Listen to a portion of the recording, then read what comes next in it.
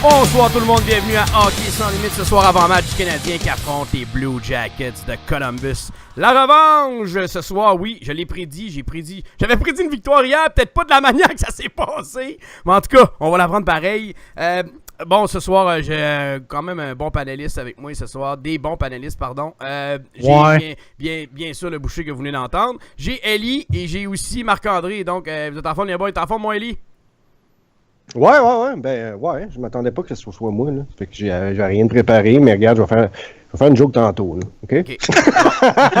Marc-André, ça fait un bout qu'on t'a pas vu. Comment il va, Marc-André? Yes, en forme. En forme? Yes, sir. Boucher, toujours en forme. Lui, toujours top shape. Yo! C'est toujours top shape, voyons donc. Ouais, toujours top shape. On va revenir sur le match de hier des Canadiens contre les Devils. On va se mettre les choses au clair. Le Canadien a joué 40 minutes. OK. On va dire c'était OK. Ouais, c'est ça, puis c'est ça, tu sais, je vais dire un OK moins. Tu sais, juste pour. Mettons un 5,2, là, je te dirais. Tu sais, là, c'était comme on aurait dit que le Canadien jouait comme les Devils. Ça me faisait penser à ça pendant 40 minutes. Puis en troisième période, je sais pas ce qui s'est passé dans ce match-là, mais aussitôt que les Devils ont scoré le deuxième but, ça l'a réveillé le Canadien de Montréal. Écoute, je m'aurais attendu que ce match-là finisse 4-3. Ça l'a réveillé le Canadien, ça l'a réveillé Radulov et Paccio, comme d'habitude.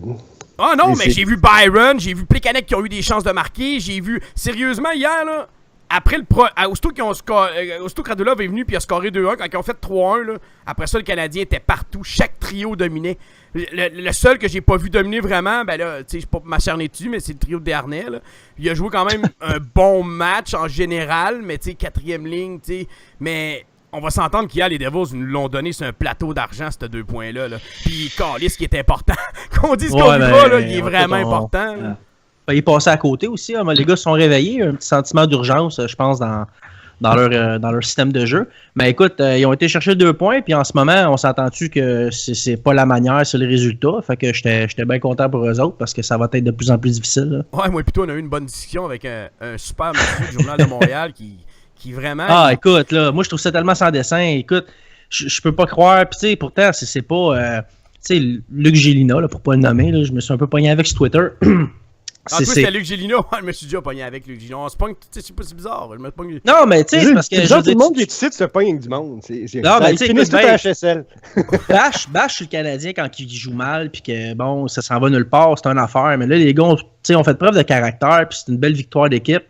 Ils trouvent le moyen de dire que le match faisait penser à un étudiant qui n'a pas étudié puis qui a eu 70% à son examen en marquant n'importe quoi.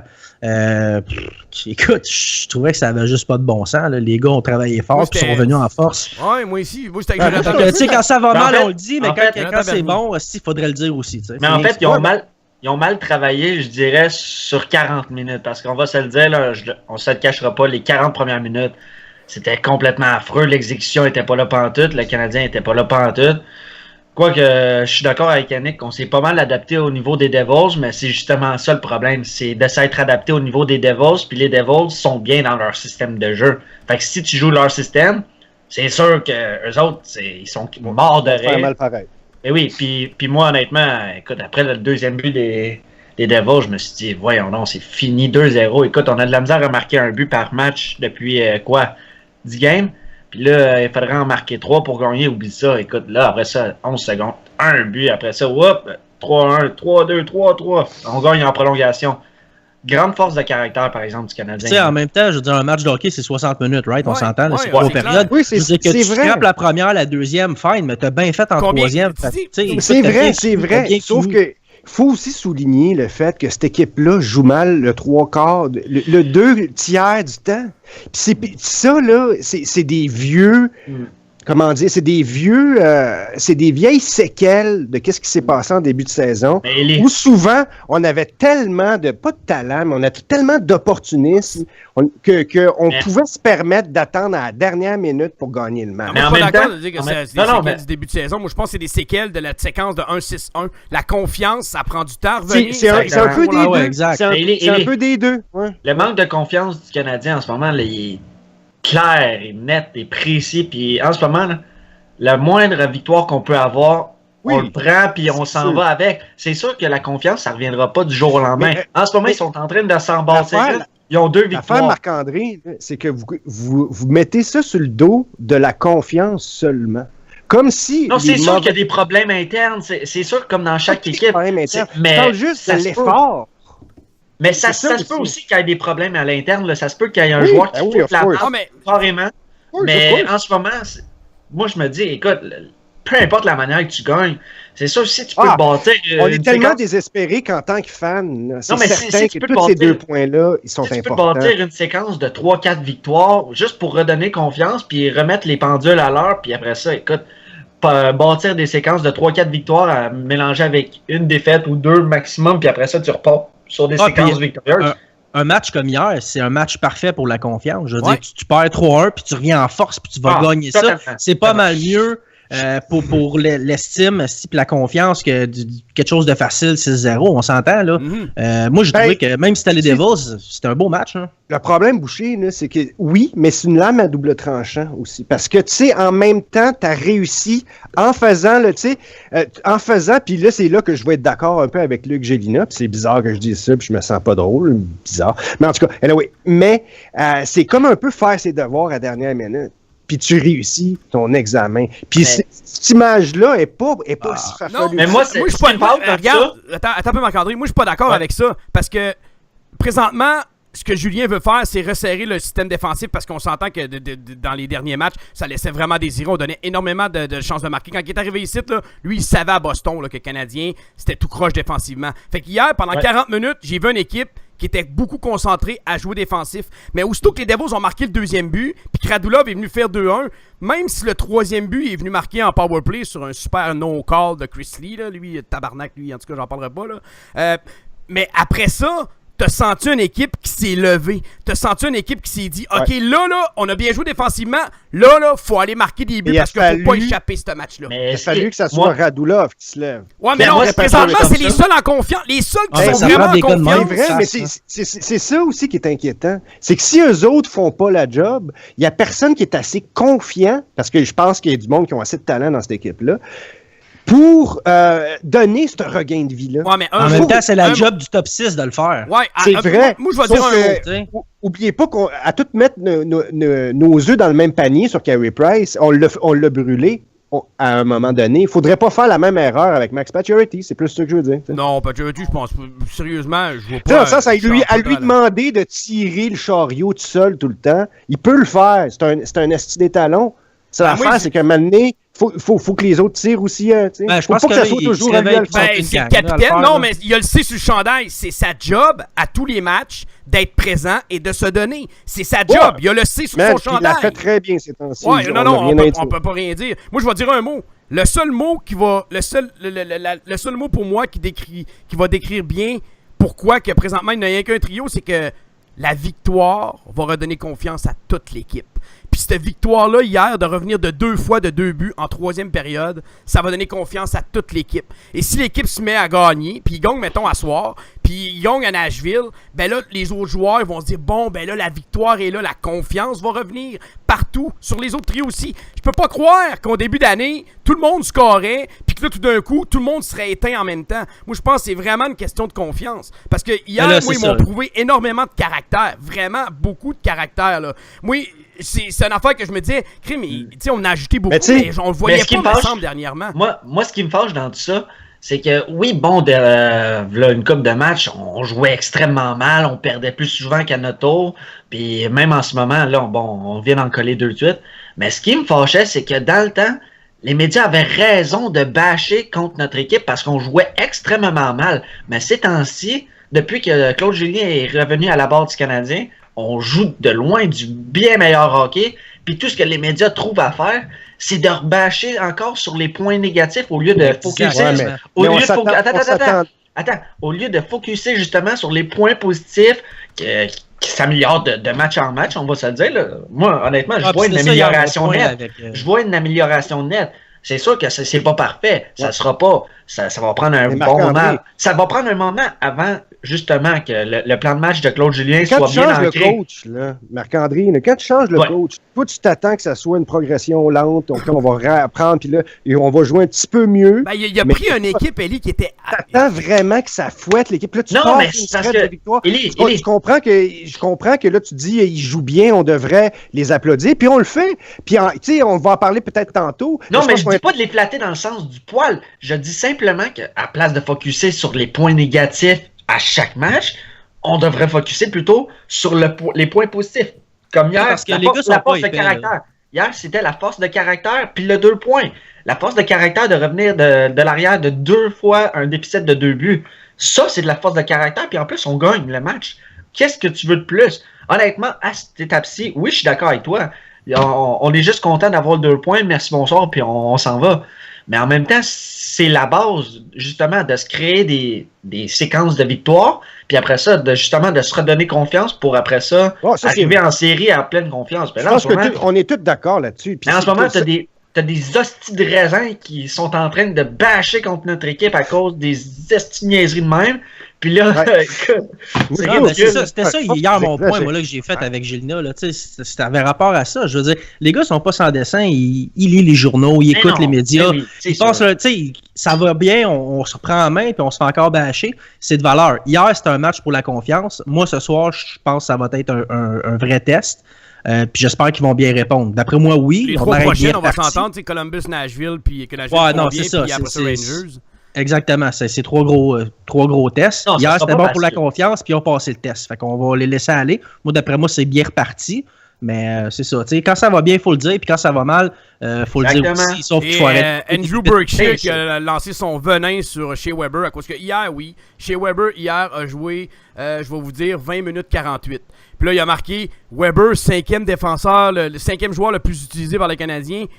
Moi, j'ai rien que répondu. Je dis, ouais, Subban, il a été 6e 3 fois cette année des plus utilisés de son équipe. T'es allé chercher Non. T'es allé chercher Subban. Non, j'ai été chercher ses stats. Non, parce que il l'a pas dit. Non, il l'a pas dit de l'année que Subban a été. On n'est pas supposé dire ce nom-là. Non, écoute, j'ai pas. Parce que lui, c'est un. Ok, on va se le dire, je vais le dire tout de suite aux auditeurs qui ne savent pas, là. Lui, là, il est contre le trade, puis il fait rien que bâcher Weber, puis il remonte Subban. Mais quand Subban a été le 6e plus utilisé par son équipe, j'ai pas vu de tweet d'Andrew Burke. Je vais l'appeler Burke shit, parce qu'il dit de la style marde. Tu sais, là. Non, je me cacherai pas. Oh, tabarnak. Il faudrait peut-être pas brûler des ponts. Non, je m'en fous. Ce gars-là, là. Ah non, ce gars-là, sérieusement, là, je m'en fous. Il suffit à ses stats avancées pour calculer toutes les statistiques. Aujourd'hui, il a sorti un article sur Patterson. Oh, Patterson, t'es meilleur. Mais Chris, il joue 14 minutes par match. Arrête-moi ça, là. Patterson, c'est pas meilleur que Jordy Ben. Il y a personne qui va me faire croire ça, là. Il sort toujours ses stats de statistiques avancées, de possession de rondelles, de ci, de ça. Reviens sur Weber. Ouais. Puis c'est ça. Là, il a dit ça, que Weber avait été 6e attaquant. Puis j'ai dit, on joue 2 matchs en 2 soirs. Weber, hier, a fini avec 2 passes. Il a quand même eu 2 points, mais il l'a bâché sur son temps de jeu. Je m'en fous que Weber joue 21 minutes. Subban a déjà joué 20 minutes dans un match, comme n'importe quel autre défenseur numéro 1 dans la ligue. C'est pas la première fois, ni la dernière fois que Weber va être le 5e défenseur le plus utilisé. Puis c'est pareil partout. Des fois, tu vas avoir des matchs. J'ai déjà vu des Carlson jouer 19 minutes au début de l'année. Ça l'arrive, ça. Justement à Carlson. Ça l'arrive, ça. Faut pas capoter, là. Mais lui, il sort la stat en voulant dire ouais, puis il met un bonhomme à côté en voulant dire je me pose des questions. J'étais comme what the fuck. Tu sais, là, c'est vouloir créer de la discorde pour rien, man. Ah non, ça m'a mis en tête. Quand j'ai vu ça, là, j'ai fait wow. Je dis, lui, c'est vraiment un épais. Lui, la moindrement que Subban, il a pour le rabaisser, Weber pour le rabaisser, il va donner n'importe quelle stat. Ah, aujourd'hui, Subban n'a pas fait de revirement, mais Weber en a fait 2. Fait que là, lui, il va sortir ça. Lui, il va se dire, check, il y en a un qui est meilleur que l'autre. Il fait tout pour monter Subban contre Weber, puis ça devrait pas. Yannick, on en a souvent parlé, puis ça, c'est une leçon qu'on devrait tous se dire de temps en temps. Faut jamais faire l'erreur de plus vouloir avoir raison que de vouloir analyser les choses. Tu sais, des fois, là, tu te dis, j'aimerais ça le dire que je l'ai dit l'année passée avec mon analyse, là. Mais des fois, ferme ta gueule, puis prends ton ego, puis pousse-le en bas, là, puis analyse la fucking situation. On parle pas de toi. On ne parle pas de toi. Tu sais, c'est ça que le monde devrait cliquer. Anyway, je pense que c'est ça son problème. Malheureusement, il est dans une dérape. J'irai pas jusqu'à le nommer comme tu l'as nommé, même si c'est très drôle.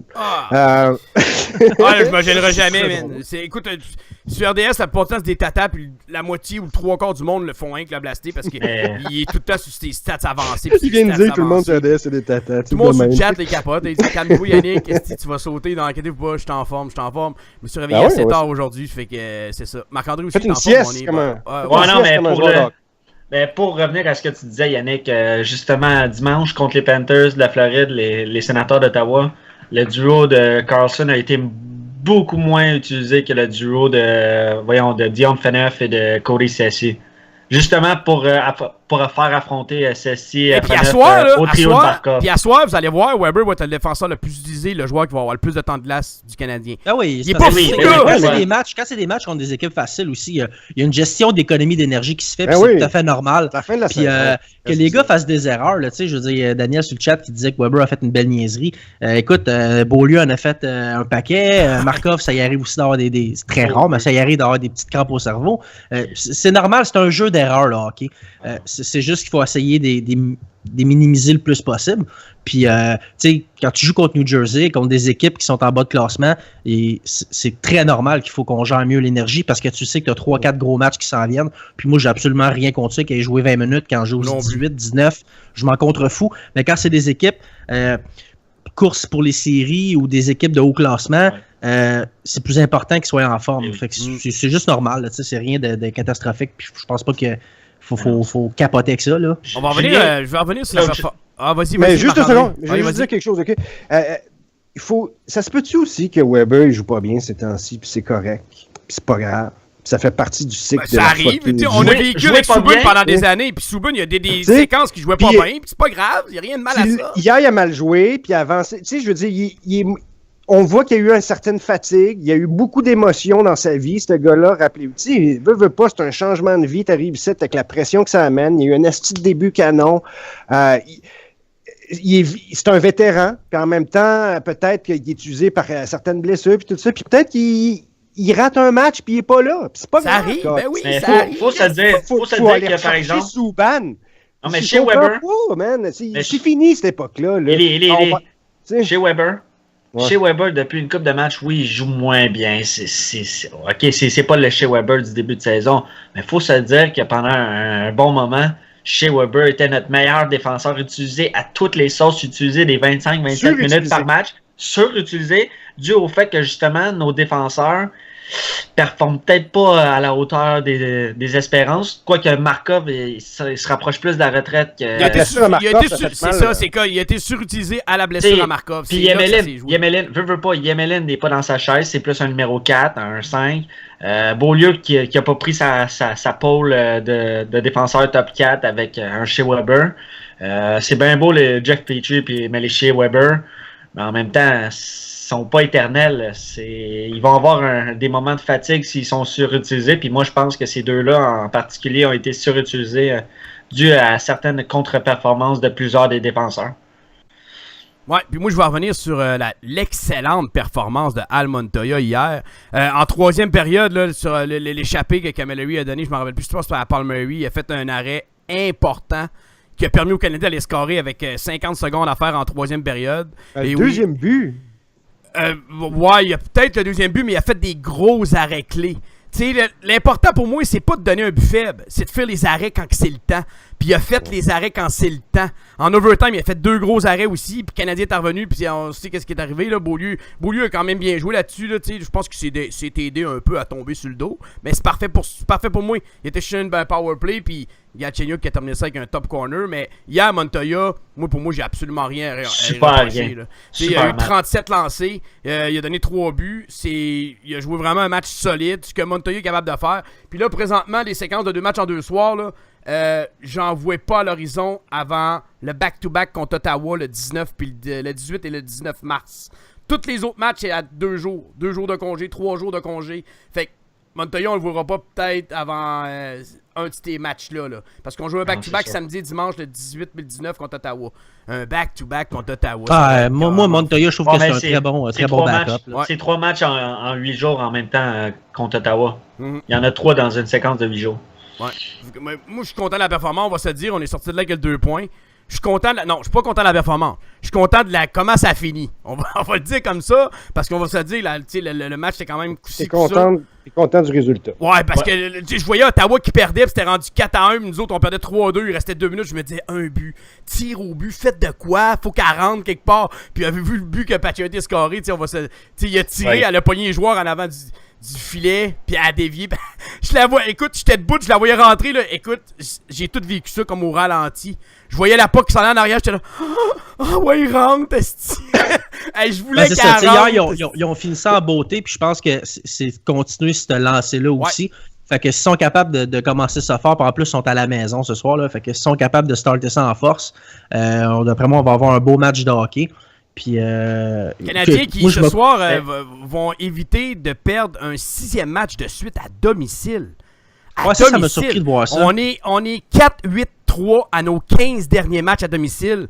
Une forteresse. On était une forteresse à Montréal. C'était une forteresse quand tu venais jouer à Montréal en début de saison. On a commencé l'année 14-1-1. 4-8-3, c'est pas significatif de ce que le Canadien devrait être. Parce qu'à domicile, les équipes, c'est important qu'ils gagnent ces matchs-là. Puis là, présentement, quand tu dis que le club a été chercher 11 points sur une possibilité de 30 à domicile dans les 15 derniers matchs, c'est pas assez. Faut en faire. Tu sais, parce qu'on parle davantage de la glace en série. Mais il faut qu'il y ait un avantage d'avoir la glace en série. Là, s'il n'a pas, s'il finissait 3e, on va commencer à l'extérieur. Mais sérieusement, mais en même temps... Faut pas penser aux séries. Là. Non, mais en même temps, il faut penser pas à pas. C'est sérieux, là. Non, mais le Canadien était dans une mauvaise passe aussi. Là, fait que tu joues à la maison ou sur la route, quand ça va pas bien nulle part. Là. Puis c'est juste de se reprendre en main. Je pense qu'on commençait ça depuis déjà, on va dire un match et demi, mettons. Là. Fait qu'en tout cas, moi, j'ai bien confiance que ce soir, ils vont partir en Lyon. Là. De toute façon, ils n'ont pas vraiment le choix. Parce que... Alignement de dernière minute, Flynn, McCarron et Jordy Ben vont être de l'alignement. Desharnais, Andrighetto et Nesterov sont sortis de l'alignement aujourd'hui. Yes! Bon, bonne chose. Yes. Desharnais, Andrighetto puis Nesterov out. Ouais. Il va faire jouer Beaulieu avec Jordy Ben sûrement sur la 3e paire. Jordy Ben, l'avantage, puis Claude Julien, c'est... Avez-vous entendu les propos de Claude Julien sur Jordy Ben? Est-ce que vous avez l'impression que c'est Julien? J'ai pas entendu. Il a dit que, écoute, il le connaissait comme si il avait proposé d'aller le chercher. C'est vraiment là, un défenseur qui a une bonne première passe, qui est mobile, capable de jouer à gauche comme à droite. Écoute, il me l'a décrit, là, puis j'étais comme... Il s'est fait briefer, lui, mais il s'est fait briefer, mais en même temps, il est au fait, de ce que les gars donnent aussi comme résultat. Mais pour l'avoir suivi, Jordy Ben, depuis déjà une couple de temps, c'est ça, c'est un gars qui a une belle relance, coup de patin so-so, mais il a une bonne première passe, puis c'est un gars qui est capable de prendre des minutes sur le powerplay. Puis je pense que le Canadien en avait besoin, étant donné Markov, c'est plus une jeunesse, là. Fait que ça va pouvoir donner un petit break. Fait que ça donne un beau petit jeu. Moi, j'ai trouvé ça. Je trouvais que c'est une belle acquisition pour le Canadien. Ça va surtout enlever des minutes. De désavantage numérique à des gars comme Markov, puis. Ouais, ça aussi, il est fort puis aussi. Même, c'est même pas une valeur. Ça peut pas nuire. Là. Des gars de même, c'est justement fait pour jouer en désavantage numérique. Puis, c'est pas la transaction du siècle, on va se dire. Là. Non, c'est pas celle du siècle. Ça amène une belle profondeur. Exactement. Dans les circonstances, là, on s'entendait tous, on savait tous que Patterson s'en allait. Avec les commentaires que sa blonde avait fait. Donc, tout le monde dans la ligue. Ouais. Mais tout le monde dans la ligue le savait aussi. Donc, tout le monde attendait avec une brique puis une fanale. Donc, on s'attendait à recevoir. Moi, je m'attendais personnellement à recevoir au mieux des choix. Oui, exactement. Moi, j'avais prédit que ça allait être un 5, 6, 7e choix. Calvaire, on a un fucking asset, oui, c'est ça. Là. On a été chercher un bon gars pareil.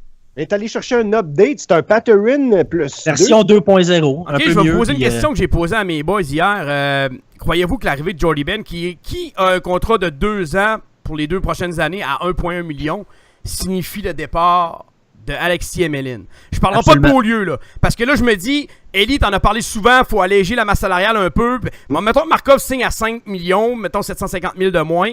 Tu gardes Markov, Petrie, Weber. Mettons qu'il manque un asset, là. Tu deals Beaulieu. Tu deals Beaulieu puis Emelin, t'as 5-6 millions, parce que Beaulieu va être signé. Fait que si, mettons, Beaulieu part, t'as 4 millions là, tu peux te réussir à trouver un asset pour jouer avec Weber, un bon défenseur mobile gaucher. Fait que moi, je me disais, est-ce que ça peut signifier je pense pas pour cette année, là, je pense qu'on va le garder pour les séries, Emelin, je pense qu'il va être important, mais pour cet été, il n'y a plus de clause en échange, on va se le dire, là, ou une clause à 15 équipes, je pense. Fait que Moi, j'ai comme vu ça un peu sur le départ d'Emeline. Peut-être qu'il va être porté à signer Beaulieu. Est-ce que Beaulieu pourrait être celui qui pourrait prendre la place sur la première paire pour jouer avec Weber? À date, il nous l'a pas prouvé, on va se dire tout de suite. Là. Moi, je pense pas non plus, là, mais... Je pense que ça va être Emeline qui va y copier. Mais en même temps... oui, parce qu'Emeline, écoute, t'as un gars qui est capable de prendre la relève d'Emeline à 1 million. Je sais même pas s'il fait 1 million. 1,1 million. Ouais. Bon, ben c'est ça. Il est 4 fois moins cher, puis il fait le même travail. C'est un gars qui est physique, qui va. Puis ce que j'aime, c'est que lui, il est capable de répondre de ses gestes. Non, il frappe pas autant qu'Emeline. Non, mais c'est un gars qui a une bonne présence physique quand même. Là, ça reste que c'est imposant quand tu t'apprends à te battre devant le filet avec un gars de même. J'avoue, c'est un update. Tu sais, Emeline, moi, je l'aime bien, là, mais un gars qui frappe, là, puis il est tout le temps comme ça ligne avec ses hits. C'est jamais trop légal, pas illégal, tu sais jamais. Puis en plus, il est même pas capable de répondre de ses actes. C'est tout le temps un gars qui est obligé d'y aller parce qu'il y a une plaque de métal, je sais pas trop où, dans la face. Partout. Moi, ça m'énerve bien gros. Là. Je veux dire, si tu veux jouer ce style de hockey-là, mon homme, ben, réponds de tes actions. Si t'es pas capable de le faire, ben, t'es pas dans la bonne chaise, t'es pas à la bonne place. Mais là, on a un gars qui est moins cher, puis qui est capable de répondre, puis qui est capable de faire le même jeu en étant meilleur un peu. Je pense pas qu'il soit meilleur. Faut oublier ça de ta tête. Non, mais c'est deux gars différents. Je pense pas qu'il est meilleur, moi non plus. Il est plus mobile, il a une meilleure passe, il a une meilleure vision qu'Emeline. Emeline, là, c'est un one-two punch. Là. Je veux dire, c'est un gars qui va frapper. Ouais, mais Emeline, c'est un top 4 établi dans la Ligue nationale. Daniel pose une question. Daniel pose une question à Boucher. Ailleurs, Boucher, Daniel, il dit pourquoi est-ce que quelqu'un devrait se battre quand il frappe quelqu'un? Le meilleur exemple, c'est Croix Noir. Croix Noir, le zéro bagarre en carrière, puis il frappe tout ce qui bouge, Croix Noir, à Détroit. Puis c'est jamais battu. Laisse-moi juste répondre à Daniel là-dessus. C'est pas nécessairement qu'ils se battent. Je suis pas un apôtre de la violence. Puis quand je joue une bataille, je suis pas excité de ça plus qu'il faut. Mais c'est que. Mais c'est que quand tu fais un hit, puis que tu sais que c'était borderline, va en avant, faire passer le gars en face, au moins, va pas te cacher en arrière d'un Weber, va pas te cacher en arrière d'un Markov, tu sais, réponds de tes actions. C'est pas nécessairement de dropper les gants, c'est juste de assume ce que tu fais, man, si mettons, il s'assume, OK? Puis là, il arrive d'un brawl, puis l'autre, il drop son gant, puis il calisse une droite, man, puis le gars, il finit paralysé. Qu'est-ce que tu fais, man? C'est sa carrière, là. Lui, il a vraiment une plaque dans toute la moitié du visage, là. Un punch, là, il peut tomber sans connaissance puis jamais se réveiller d'un coma, là. C'est vraiment grave, là, sa plaque. Tu joues pas ce style de jeu-là, Calvaire. Si t'as peur du sang, va pas être médecin, man. C'est pas le fait qu'il y a peu... Si t'en vas docteur pis t'as peur du sang, t'es pas à bonne place. Ouais, mais c'est pas pareil, c'est différent. Tu peux frapper sans être obligé de te battre. Moi, je comprends pas cette mentalité-là de dire, si tu frappes, faut absolument... Ouais, je sais. C'est des lois non écrites, man. Moi, je respecte ça à fond, la caisse. Ouais, mais il y a des... Cornwall s'est jamais battu de sa carrière, pis Chris, il détruit du monde, ce gars-là. Il pousse, brasse, met des gants en face. Oui, mais il se bat pas pareil, il répond pas de ses axes. Il se dépêche pas à aller sur le banc pour faire un change-up parce que, tu sais, à un moment donné... Tu verras pas non plus Cornwall donner un hip check puis faire flipper l'autre, genre... Il y a ça. C'est des contacts Cornwall, solides, tu viens de dire que Cornwall a jamais fait flipper du monde? Tabarnak. Je t'invite à aller voir ses greatest hits sur YouTube, là, pis il en a fait à revoler un esti de gang, Cornwall. Pis des gars, les têtes premières dans la bande, pis des gars qui ont fait des 2-3 tours. Je te dis, Cornwall, là, il a toujours été reconnu pour ça, pis il s'est jamais battu non plus. Cornwall, il frappe solide. Il en fait juste moins comme Emeline. Emeline, c'est comme une machine à hit méchant. Il fait mal à tout le monde. Cornwall aussi, il est de même à Détroit, il fait mal, Cornwall, là, tu m'envoies une autre équipe. Tu sais, ça fait que moi, je me dis, je comprends. Emeline me fait passer dans le cours d'école au petit nerd qui écœure tout le monde, mais que tu peux pas frapper parce qu'il y a des lunettes. Tu sais, je veux dire. Non, moi, je crois pas à ça. Essaye, change ta manière de jouer, puis. Non, il peut pas, il peut pas. Il est pas dans mon. J'en aime pas plus qu'il faut. Il peut pas changer, Emeline. Tu vas pas pleurer sur son départ. Vraiment pas. J'ai un gars qui est capable de faire la job à 1.1, puis lui, il a pas peur de se mettre les mains dans la marde. Tu comprends-tu? C'est ça que j'aime. Ouais, c'est ça, mais moi, mon optique, c'était ça. C'était dealer Emeline, parce que tant qu'à avoir un gars de 4.1 millions sur la troisième paire, ben, tant qu'à ça, tu mets Jordy Ben, puis tu vas chercher un défenseur de 3-4 millions. Le même prix qu'Emeline va avoir, mais avec des assets pour jouer avec Weber. C'est cette manière-là que je disais ça. Mais c'est vrai, Chris, les gars, plus j'y pense, plus vous en parlez. Là. C'est tellement là une bonne... la fenêtre est tellement là que c'est parfait. Passons-le là. Ouais, cet été, moi, d'après moi, il va être dealé. Moi, d'après moi, Emeline, part Desharnais, c'est sûr, on va se dire tout de suite. Puis jouer aussi... le marché est tellement cher. Ah non, tu peux pas, tu as besoin pour les séries. Je sais pas si tu te rappelles les dernières années dans les séries, là, mais Emeline, c'est une bête en série. Puis ce gars-là, quand le jeu se lève, puis que le monde frappe... Qu'on s'enligne pour être... Ouais, mais la fenêtre est pas là. Arrête de parler de fenêtre. On est à 3 joueurs minimum d'être dans la fenêtre. Fait qu'on n'est pas vraiment dans la fenêtre. Là, l'équipe qu'on a vue au début de l'année, on se rend compte que c'est peut-être pas ça. Là. Même moi-même, je l'avoue. La fenêtre que je parle, là, c'était la fenêtre Carey Price.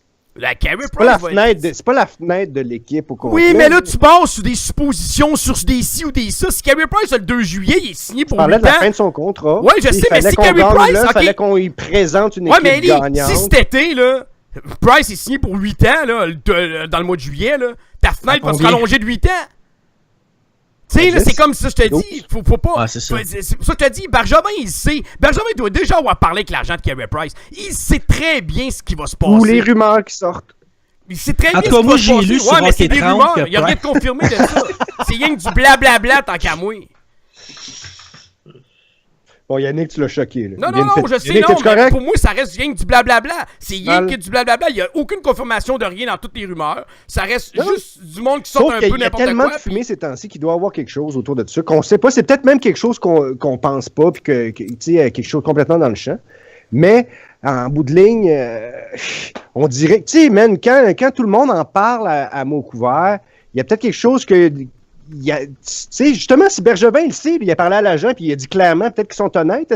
Après tant d'années de service, peut-être que les deux sont capables d'être honnêtes. Si l'autre, il dit, regarde, j'ai clairement besoin de me rapprocher de ma famille, nanana, ben là, tu le sais d'avance, 1 an d'avance, ben c'est peut-être ça qui arrive. Ben moi, je vais te dire, puis je vais te répéter ce que j'ai déjà dit. Moi, je vais te répéter ce que j'ai déjà dit. J'ai jamais vu un gars à 29 ans, peu importe quelle équipe, un gardien, j'ai jamais vu ça, qui se disent « Moi, je veux me rapprocher de ma famille, je veux quitter l'équipe qui m'a drafté. » J'ai jamais vu ça. Fait que si j'ai jamais vu ça, je vais me fier à ce que j'ai jamais vu, au lieu de penser à ce qui j'ai jamais vu un rhinocéros, man. Ben oui, mais c'est quoi? J'ai jamais vu, man. Ah oui, mais McDavid, dans 2 ans, mais qu'il soit signé. Ah, mais McDavid, dans 2 ans, mais qu'il soit signé, vas-tu se dire, ah ouais, je veux me rapprocher de ma famille? Stamkos, si tu dis, ma famille est à Toronto, moi, on dit, je devrais aller jouer à Toronto, j'aurais pu avoir 10 millions, mais non, il est resté à Tampa Bay. Alors, 10 millions, enlève l'impôt, il en reste 4. Arrête un peu, là, il est dans une province aux États où il n'y a pas d'imposition, là. Le 8,5 millions à Tampa Bay équivaut 9,5 millions à Toronto avec les impôts enlevés. Fait que s'il y avait 10-11 millions à Toronto, il faisait plus de cash.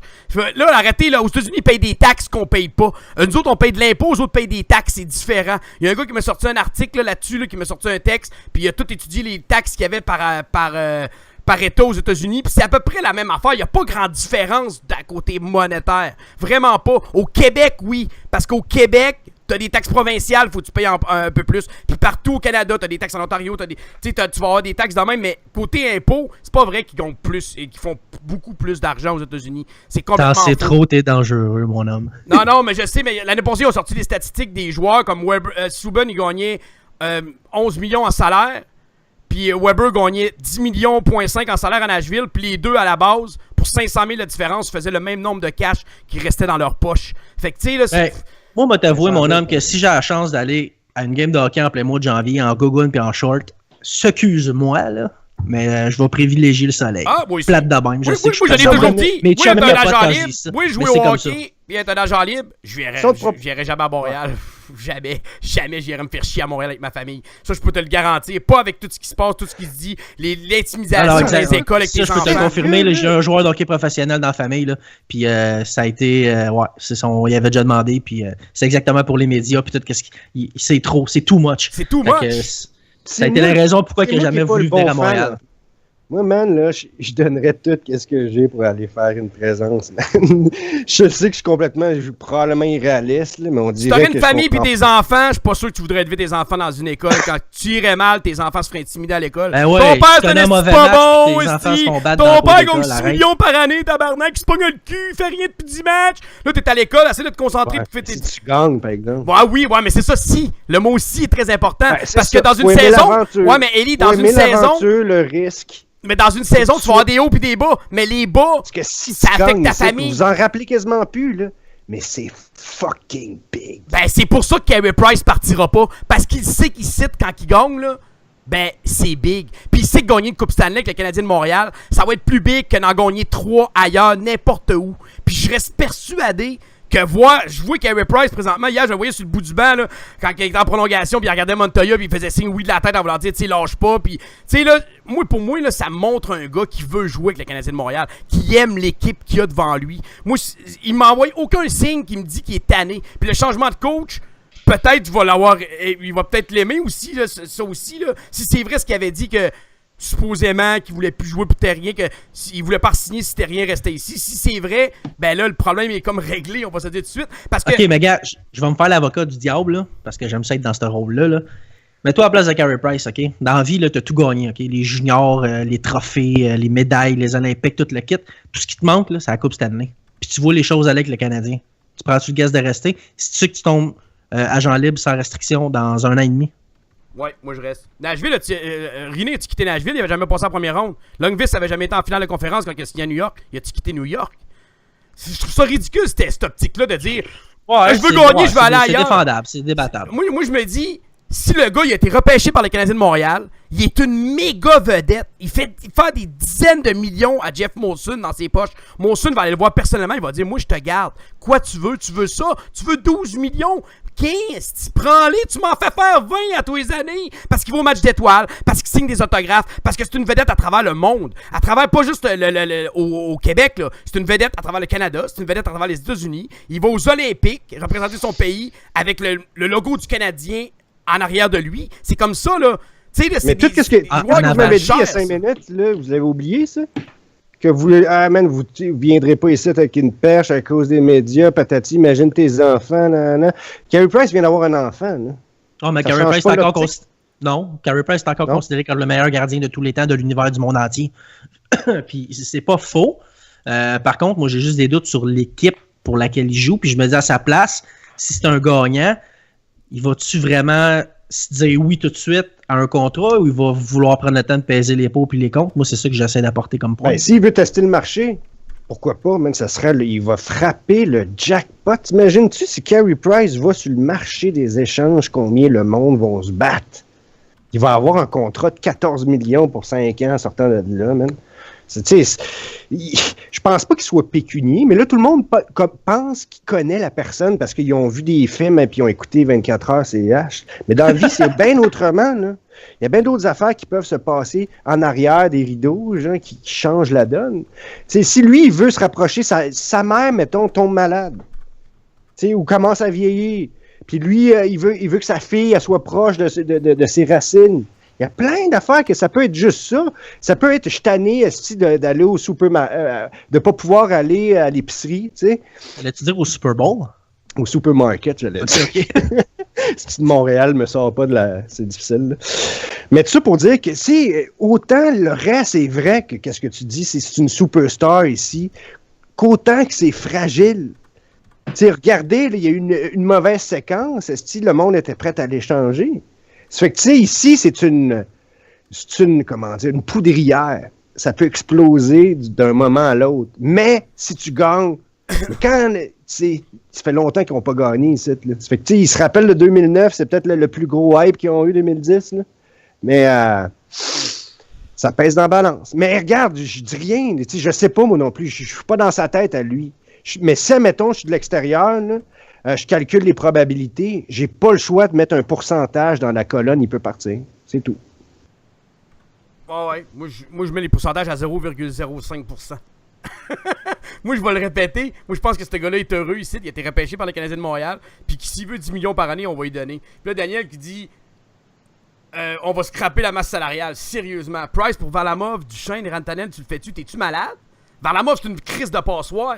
Voyons donc. Jamais je veux ça. Voyons, qu'est-ce qu'il dit là? Non, Daniel, je pense que tu vas barrer ça de me chercher. Sérieusement, là. Varlamov, là, je connais des fans de l'Avalanche, là, qui voudraient le donner contre un choix de 8e ronde tellement il est pas bon. Voyons donc. Je ramasse pas Varlamov puis Duchesne avec Rantanen, même pas. Puis je connais le potentiel de Rantanen qui est absolument phénoménal. Je ramasse pas ça. Canadien, gagnera jamais la Coupe Stanley qu'un Varlamov début. Il a de la misère à amener son équipe en série puis d'avoir 910 d'efficacité. Je touche même pas à ça qu'une perche de 100 pieds. Voyons. Ouais, mais en même temps, Chicago ont 2 joueurs. Ouais, mais Chicago. Les Bruins qui ont gagné avec un Tim Thomas. Ouais, mais non, Tim Thomas, il gaulante. Non, là, wow, là, Tim Thomas, c'est un des meilleurs de sa génération. Excuse-moi, là. Le gars, il avait des 935 d'efficacité, puis en série, il y a eu 938 d'efficacité. C'était une belle chante ça a duré le temps d'une saison, là. Ouais, ça a duré le temps d'une saison. C'est pas grave, il a été quand même... Va voir ses statistiques à Tim Thomas, il a été 4-5 ans en ligne, là. Il y avait des 930, 932 d'efficacité. Il avait beau être tout croche, puis d'avoir un style tout croche. Sérieusement, là. Il arrêtait l'époque en esti, Tim Thomas. Moi, je l'ai jamais aimé. Il a dominé Hachek, là, c'est sûr. Pire. Hachek était plus dominant. Hachek, là, c'était un monde différent. Hachek, à son époque, c'était le meilleur. Ah, mais c'est un style hot dog, là, on s'entend. Ouais, mais il était de quoi avoir, j'allais, par exemple, Dominique Hachek. Allez, on va parler du gros échange, les boys, là, avant que je finisse en suave et que je fasse une crise de cœur. On va y aller avec le Comme gros à chaque trade. show. Mais bon, aujourd'hui, il y a eu 2 petits trades, là. C'était Stallberg qui est rendu à Toronto, à Ottawa, je veux dire. Ça, c'est un gars de 4e trio. Après ça, t'as eu le trade aussi de Brandon Smith avec les Rangers. Un trade qui semble un peu de panique des Rangers, l'effet que les Capitals ont ajouté un Shattenkirk, on revient à l'échange après, contre un 3e choix et un 2e choix. C'est extrêmement cher payé pour Brandon Smith. Un 2e et un 3e choix, là, c'est très cher. Et l'échange hier qui a sonné le monde du hockey, et oui, personne ne l'avait vu venir, personne. Kevin Shattenkirk qui est rendu avec les Capitals de Washington. Tu sais, quand on parle de grandes équipes qui sont prêtes à faire n'importe quoi. Ah ouais? Puis moi, je continue à persuader que Pittsburgh vont les passer en série. C'est plate, là. Ça fait... Tu sais, Guy me parlait de quoi aujourd'hui sur le chat? Il dit, ouais, puis check ça, c'est une équipe qui bâtit. C'est bizarre, hein? Ça fait 7 ans qu'on dit que les Capitals vont aspirer à la Coupe Stanley. Puis en 7 ans, le Canadien a 2 finales de conférence et les Capitals, 0. Hein? C'est bizarre, hein? Grosse équipe bâtie, meilleure équipe de la Ligue, mais on a fait plus en série. Boudreau puis la malédiction. Bon, c'est ça, mais il y a toujours des raisons. Il y a toujours des raisons. À vous, là. Il y a toujours des raisons. Ouais, mais en série, bon, mais tel joueur. Oldby, il a 931 d'efficacité en série en carrière. C'est phénoménal. Mais quand il arrive en série, c'est bizarre, on n'entend pas parler de Backstrom. Ovechkin, il a fait quoi en série en carrière? Pas grand-chose, voire rien.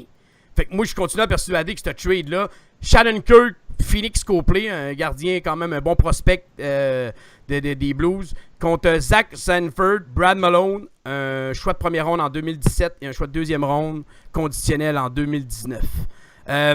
Il se ramasse premier défenseur droitier. Les autres, il n'y avait pas vraiment de défenseur numéro 1 à Washington. Oubliez-le pas, là. Il n'y avait pas vraiment. Il se ramasse numéro 1. Pour moi, Shattenkirk, c'est un excellent numéro 2. Fait que... Ah, mais tu sais, les choix de repêchage pour l'année prochaine, là, je te l'ai dit hier, Yannick, là, puis je vais leur dire parce que je trouvais ma joke bien bonne. Là. Je dis, à la place de Bergevin, là, c'est avec mon choix de first round, je prends même pas un des gars qui est dans la QV. Je fais un shotgun, c'est la première giclée de sperme à Sidney Crosby. C'est ordinaire, là, tu sais. C'est pas un gros draft de fou qui s'en vient. Là. Ben, c'est selon Daniel puis les spécialistes qui me parlent, ils disent que le top 60, il y a quand même des bons picks là-dedans. C'est ce que je me fais dire par beaucoup 60, de monde. Ouais, non, c'est ça. Le top 60, il y a quand même des bons joueurs en perspective. Il n'y a pas d'exceptionnel. Il y a des Bob McKenzie de ce monde qui disent « Ah, c'est pas une cuvée incroyable, mais on parle ici de profondeur. » La profondeur, ça va jusqu'en 5e, 6e round. C'est pas comme, mettons, en 2015 avec McDavid puis tout, qui avait des bons des joueurs. Exceptionnels cette année? Bon. Non, c'est ça, il n'y a rien d'écœurant. Il n'y a rien d'exceptionnel, mais il y a des bons joueurs. Nolan, il y a des bons joueurs de Nolan hockey. puis Isher, le Suisse, là, Isher. C'est ça, ça reste... Comme il dit Nico Isher puis Nolan Patrick, c'est 2 excellents joueurs. C'est sûr que c'est pas des exceptionnels parce que je veux pas les exceptionnels. T'es là une fois ici ou là aux 4-5 ans. Là. Ah, mais même encore là, les Nolan pis tout, là, ça reste du rêve, là, pour l'instant. Il n'y a pas de garantie. C'est pas ça. Je veux dire, Matthews, tu savais que ça allait être performant. Non, mais c'est pas ça. McDavid non plus. Mais en même temps, je me dis, le monde qui dit on peut liquider les choix parce que je veux pas, c'est pas un draft de fou. Ouais. Mais ça reste que dans les 45-50 premiers, voire 60 premiers, tu peux avoir des très bons choix. Là. Ça reste aussi. C'est drôle parce que. Ça reste aussi ce que les scouts ont vu, ce que ton personnel de repérage a pu voir pendant la saison. Est-ce qu'ils vont te sortir un lapin du chapeau? Le repêchage, c'est une science inexacte. Ça se peut que je me trompe aussi, puis ça se peut que ça soit ultra mauvais. Mais moi, de ce que j'ai vu, des matchs que j'ai vus, des jeunes, peut-être, là, ça reste le top 60 bon. Mais par exemple, par après, à partir de la 3e ronde, là, ça devient un peu plus ardu.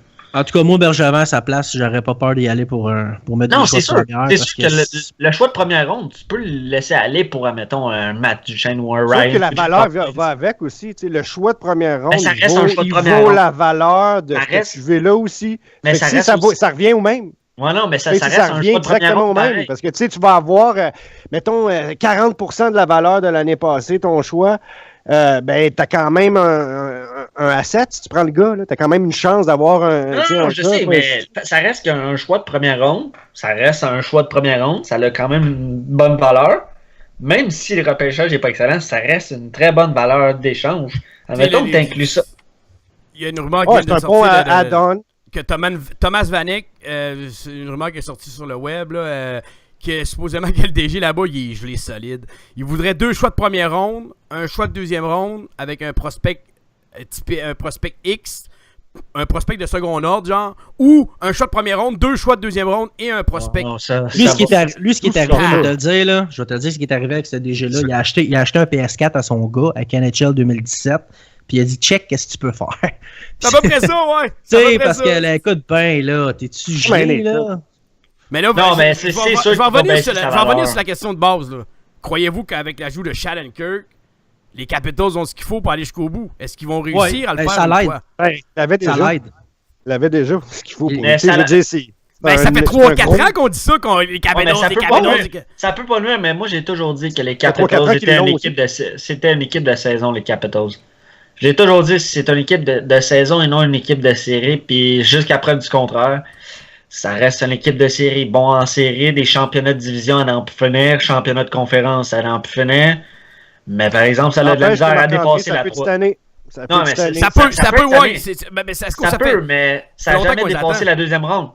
Ça n'a jamais dépassé la deuxième ronde. C'est désolé, mais jusqu'à preuve du contraire, c'est bien beau Shattenkirk, il est très excellent défenseur, un bon top 2, mais tu veux faire quoi avec ça? Faut que tu gagnes.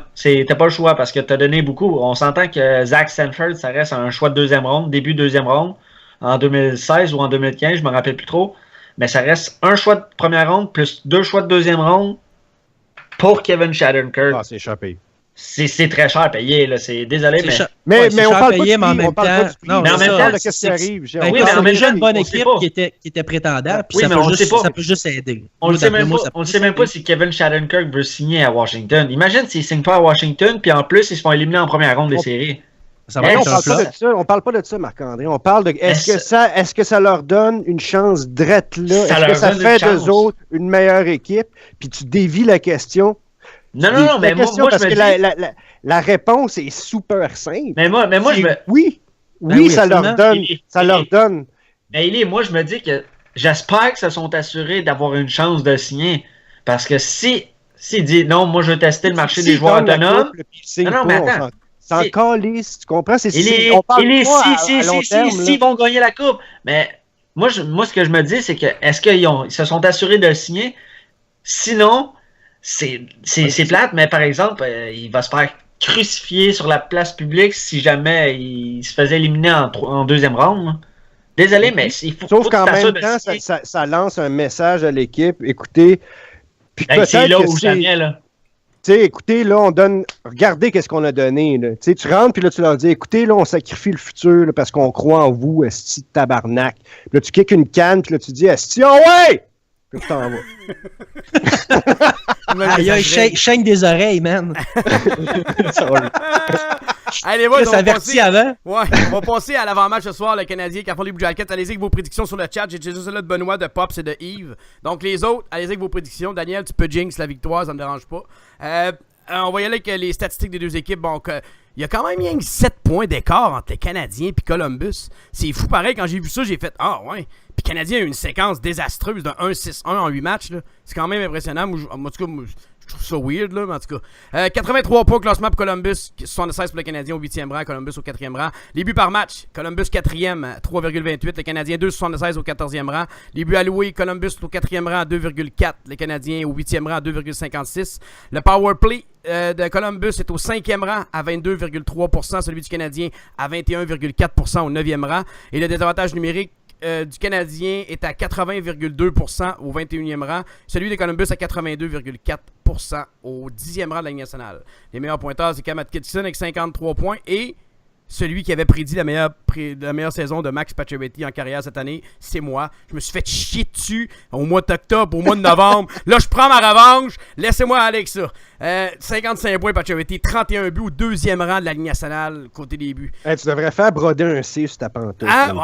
C'est une bonne idée. J'aurais dû faire ça comme dessin. Là, je vais donner une notification spéciale. C'est que les Blue Jackets, en première période, ont marqué 64 buts. Le Canadien en a marqué 45. Les autres périodes, c'est pas mal égal. 62-58, 63-64, mais 64 buts marqués en première contre 45 contre pour le Canadien. C'est la première période qui va être clé dans ce match-là. J'ai hâte de voir. Je m'attends vraiment à un bon match. Je m'attends à une victoire des Canadiens, je vous le dis tout de suite. Là. Vous autres, vous attendez à quoi? Tu paries jamais contre le Canadien, oui. Non, mais je l'avais collé samedi. J'avais dit qu'on battrait New Jersey, pas de cette manière-là, mais j'avais dit qu'on battrait Columbus. Je pense que c'est la revanche. C'est le 10-0. Dis-toi, Yannick, il gâche tout le temps pour le Canadien, mais il veut prendre crédit quand on perd aussi. Finalement, ça marche pas, Yannick, ton affaire. Tu peux pas avoir le beurre puis l'argent du beurre. Oui, j'ai le droit. Non, c'est mon droit. C'est mon droit. Yannick est le Régent Tremblay de Web Radio.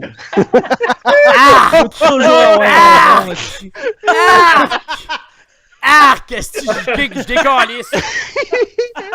Je suis banni du show. Mais... un gars en sweatpants avec une petite bedaine. Est-ce que voilà? Non, elle est grosse, ma bedaine. Non, mais c'est ça, je disais tantôt, ils ont fini fort contre le New Jersey. Il faut qu'ils continuent comme ça sur la belle lancée. Ils n'ont pas le choix de partir fort, ils sont à la maison. Je vois pas d'autre façon de commencer un match qu'en force. C'est comme ça. Les Nats, qui n'ont pas le choix. Il faut que ça commence fort. Puis en plus, c'est ça, tu l'as dit, tu affrontes une équipe qui ont la manie de commencer ça fort. Faut tout de suite que tu brises le rythme de leur jeu. Puis tu commences en force. Ton score? 4-2 Montréal. Yes, sir. Parle-moi de ça, esti. Bon, je vais y aller avec Eli parce qu'il a dit tabarnak. Fait que vas-y, Eli. C'est tabarnak? Non, ouais? c'est toi qui as dit ça? J'ai jamais sacré. Non, c'est moi. C'est Marc-André. J'ai jamais sacré de ma vie. Mais, ouais, ben écoute, moi, je vais essayer d'y aller avec la logique que j'ai eue quand on a prédit la semaine du Canadien. Au mieux, on y allait avec 500. Je pense qu'hier, on l'a arraché, cette victoire-là. C'était une belle preuve, mais on l'a aussi arraché dans le sens qu'on a couru après cette victoire-là tout le long du match. Je pense que ce soir, on va l'échapper malheureusement pour mieux la regagner la prochaine. Mais bon.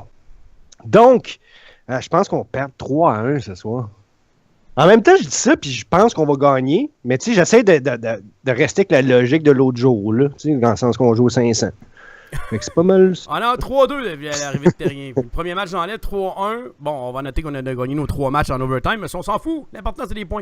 Marc-André, tatoué. Pour faire simple, moi j'avais prédit une défaite de 2-1 du Canadien. Un peu comme tout le monde ici, c'est sûr que ça reste un très gros défi. J'aimerais ça prédire une victoire, mais en même temps, il faut rester réaliste devant une force comme les Blue Jackets de Columbus. Donc, moi, 2-1 Columbus. Vous êtes un des traites. On le rappelle plus, lui, il est même pas fin. Moi, j'ai prédit une victoire de 3-2 du Tu peux même Canadien. traiter de traite. Tantôt, tu disais que tu viendrais même pas porter le jersey parce que tu avais peur que tes enfants ils souffrent à l'école. Non, c'est une question de famille. Non, pas avoir de famille, Non. Non, j'ai toujours été clair dans mes intentions là-dessus. Pas avoir de famille, je viendrai ici, mais avoir une femme et des enfants, j'y demanderais leur opinion. Bon, j'ai eu un offre de contrat du Canadien de Montréal, puis j'ai un offre de contrat du Lightning de Tampa Bay, je te laisse choisir, puis je te garantis que 99,9% des femmes vont dire « Ouais, mais on va aller à Tampa Bay, ici, du soleil à l'année. » Ouais, mais c'est pas toi qui décide, Esti. Hein? C'est pas toi qui décide, c'est ta femme qui décide. Ben, si t'as une femme et des enfants, logiquement, c'est important de les mettre en lien avec tes décisions, me semble. C'est moi, j'ai un proverbe qui dit « Tu laisses porter les culottes si tu as l'intention de pouvoir baisser les tiennes. » Bon, les prédictions... Ça finit ça, c'est un malaise. Les prédictions du chat. Benoît 4-1 Blue Jackets. Pops 5-4 Montréal. Yves 2-1 Montréal. Daniel 3-1 Columbus. Lui, il veut Jinx. Daniel Labrec a dit 3-1 Columbus pour Jinx la victoire. Daniel Dion a prédit 5-3 CH. Guy Langevin 4-2 Columbus. Et notre ami Sylvain, qui est de retour de la France. Oui, il est revenu au Québec. Il est arrivé juste comme la victoire hier du Canadien. Sa place est ici, j'ai dit ça. 4-1 Montréal. Donc, c'est tout pour nous ce soir. Merci beaucoup les boys d'avoir été là. Merci beaucoup Marc-André. Yes, ça fait plaisir, boys. Merci beaucoup le boucher. Hey, ça fait un plaisir comme d'habitude. Puis, hâte de remettre ça avec vous autres, les boys, demain pour le show d'échange. Demain, 18h30, on va vous donner un show, On a décidé d'en faire on en fait 4 en ligne. Juste 5. Dimanche, lundi, mardi, mercredi, jeudi. Faut pas dire qu'on vous en donne pas pareil. Demain, on fait un spécial échange à 18h30. Demain, on va voir. D'ailleurs, ma blonde veut que je me fasse échanger à Tampa Bay. Il a dit oui vu qu'elle porte les culottes, c'est ça? Ouais. Fait que demain soir, 18h30, surveillez les publications sur Twitter, tout ça. On va faire un petit show sur la date limite des échanges, voir ce qui ça va passer demain. Donc, merci beaucoup, Élie, d'avoir été là. Ben, ça fait plaisir, man. Donc, merci. Pour nous, c'est tout pour Hockey Sans Limite. Vous venez d'écouter Hockey Sans Limite. Nous, on se revoit demain soir, 18h30, pour le spécial échange à travers la Ligue nationale 2017. On vous invite à nous suivre sur Twitter, là, à commercial HockeySN, notre page Facebook de Hockey Sans Limite, ainsi que notre site web, le hockeysanslimite.ca. Vous pouvez nous suivre aussi sur Podbean, sur iTunes, sur Google Play, sur YouTube. Partout, on est partout, c'est pas compliqué. Merci beaucoup d'avoir été là. On vous souhaite un excellent match Canadien Columbus. On se revoit demain. Bon match!